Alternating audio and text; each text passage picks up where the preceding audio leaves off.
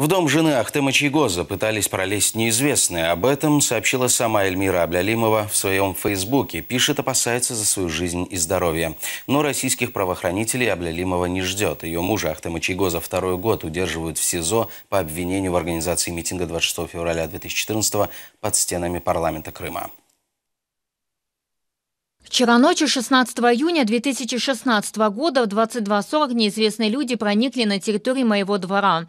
Благодаря тому, что соседи проходили мимо и случайно увидели людей и автомобиль, стоящий недалеко, и подняли шум, неизвестные люди очень быстро скрылись.